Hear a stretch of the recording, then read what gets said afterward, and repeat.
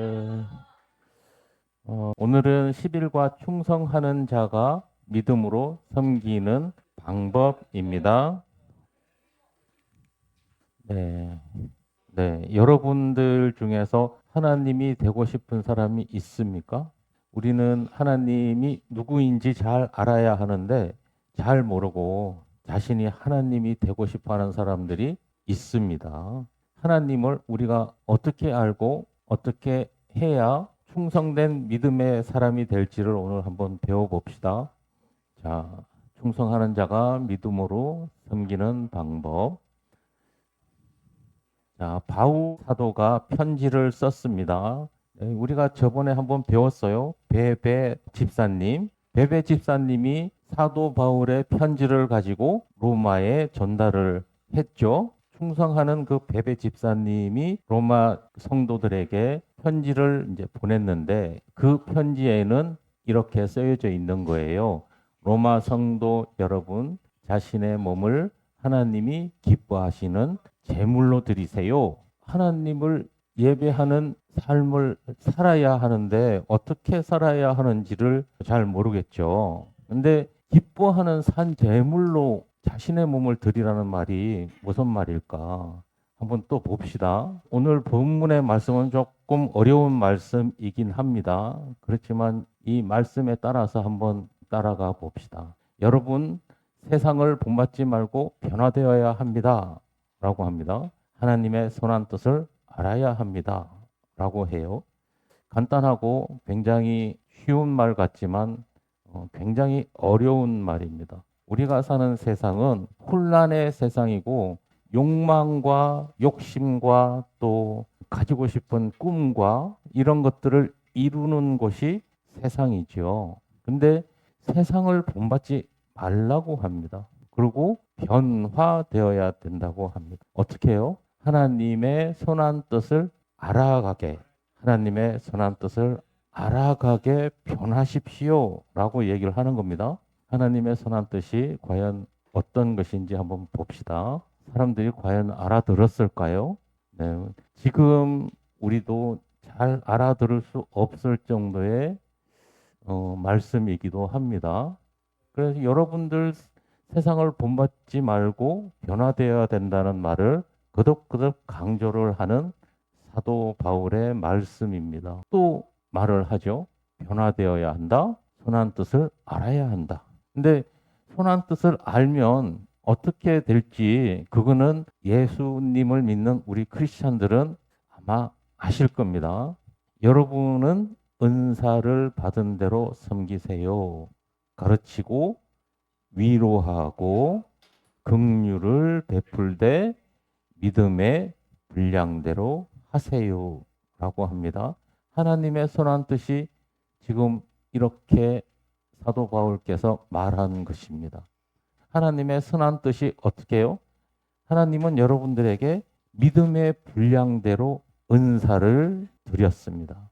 여러분들의 은사가 하나님이 주신 거예요. 하나님이 주신 그 은사를 사랑하십시오. 네, 내가 받은 은사를 사랑하는 것이 하나님의 뜻입니다. 자, 보세요. 나는 이렇게 서 있죠? 내가 서 있는 이 힘이 어디서 나오나요? 발의 힘에서 서 있을 수가 있겠죠? 발이 중요한가요? 서 있을 때 아니면 내 머리가 중요한가요? 아니면 내 팔이 중요한가요? 발이 중요하죠. 근데 내가 손을 쓰고 싶어요. 그럼 어떤 게 중요하죠? 손이 중요하잖아요. 내 몸에서 중요하지 않은 것이 없습니다. 여러분들이 가지고 있는 각자의 은사가 이 세상에서 그리고 이 교회에서 하나님께서 주신 겁니다. 각자의 받은 은사를 최선을 다해서 보세요.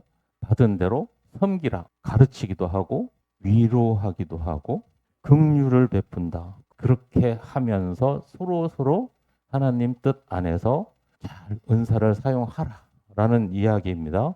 자, 바울 사도님, 예수님을 어떻게 사랑해요? 이렇게 또 물어봅니다. 한 사람이 형제 자매를 존경하고 사랑하는 것이 곧 예수님을 사랑하는 겁니다.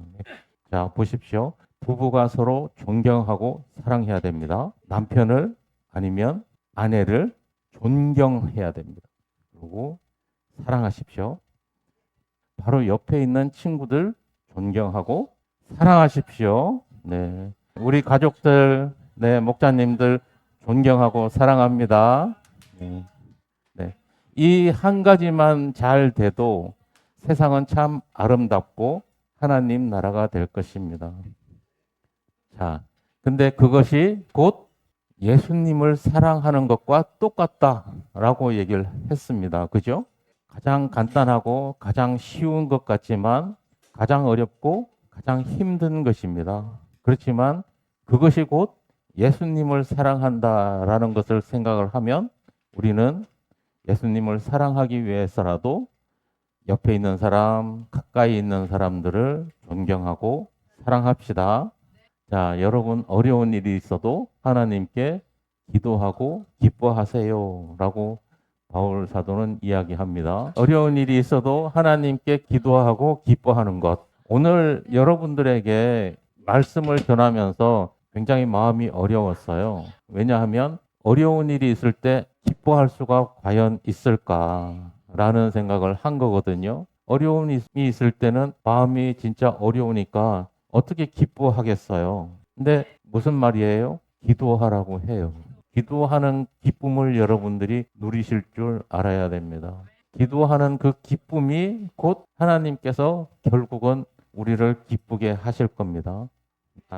기도합시다. 사랑하는 주님, 충성하는 사람은 하나님을 의지하며 나아가는 사람입니다. 주님이 주신 은사의 특징대로 올바른 믿음의 분량대로 하나님이 기뻐하시는 뜻을 분별하여 헌신된 삶을 살아야 충성된 자로서 하나님의 상급을 받는다는 것을 알았습니다. 주님 선물로 주신 믿음을 잘 지키며 사는 우리가 되기를 소망하오니 성령님 우리와 함께 하셔서 믿음 잃지 않게 도와주소서. 언제나 주님 말씀 안에서 충성된 자로 살 수 있게 축복해 주옵소서. 예수님 이름으로 기도합니다. 아멘.